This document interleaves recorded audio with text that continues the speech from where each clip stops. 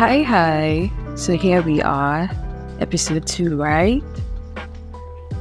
I just wanted to give a bit of a backstory to this episode, where it came from and whatnot. So when I had the persistent nudge to write this episode, it was kind of scary because it meant that I had to do a lot of reflection, and this just brought to light some of my mistakes and flaws. And as hard as it is to admit that you've made a mistake, sometimes it's even harder to move past them. So I believe that this episode kept coming because it'll help someone understand that being in that space, it's not entirely new, that the truth is always the best option.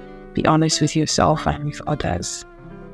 And it can be ridiculously hard to tell yourself the truth in circumstances. But understand that the truth is actually freeing. Everyone is on a different journey, and we all have very different paths. So be kinder to yourself.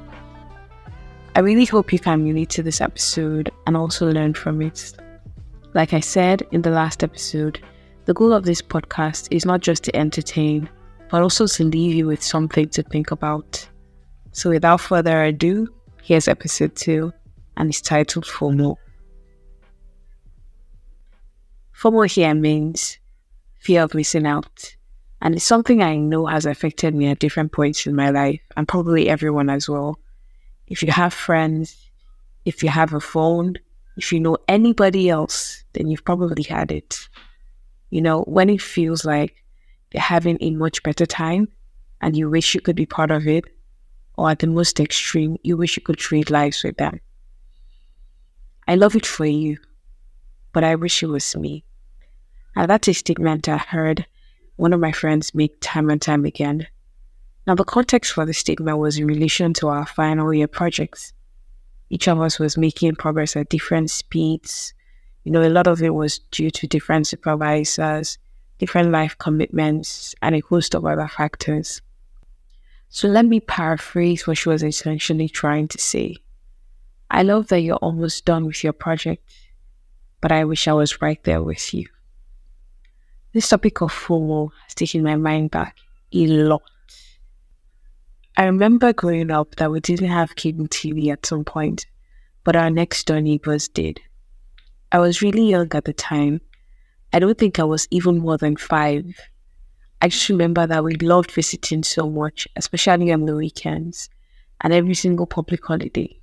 If you didn't find us at home, you'd find us there. And who in this context is my sister and I.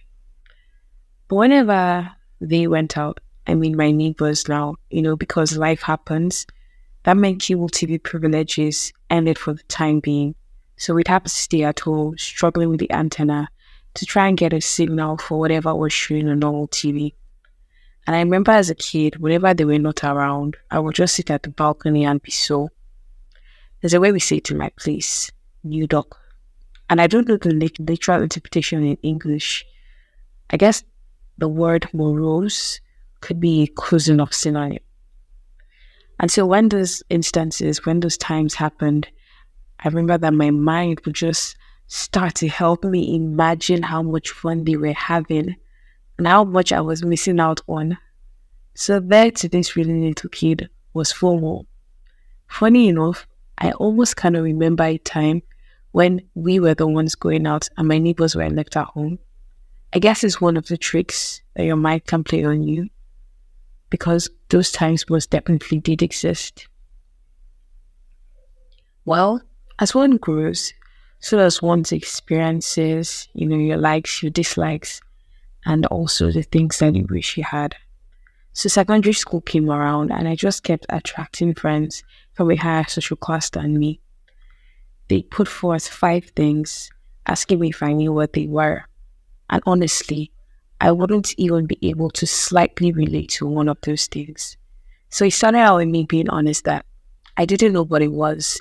I never heard of the brand, didn't own the bag, never seen the shoe, never heard the song, and whatnot. But at some point, it started to feel like, was I always never going to know? So when they put forth another 5 or so things before me that were completely strange. I'd say I knew 2 or 3 and probably say I didn't know the rest, just so I could seem cool. But it made me realize that even in the little things, that was still lying, and the guilt was endless. That was FOMO talking. So these things are still kind of external, right? What happens when it comes down to the person or persons you're living with? So you get home and everyone is sharing stories that just make it clear that they had a much better day and emphasize how horrendous yours was. Their lives are so much more interesting and you wish you could trade. So this feeling of FOMO has shaped to a large extent decisions many people have made and continue to make, because it's not as much fun being the different person with too little information. You know, the person that's always hearing about something for the first time. You also want to have details to share, and that's perfectly normal. But that feeling of FOMO, it can be so choking at times. So personally, I caught on Instagram when I was preparing for my exams. And I did this because I was limiting my distractions and also because network providers, they were not nice. They were copying my data.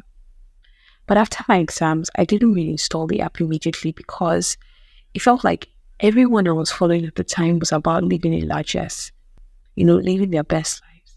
And they're encouraging you to do the same. But what happens when your best life does not look like your current life and it starts to feel like there's something missing?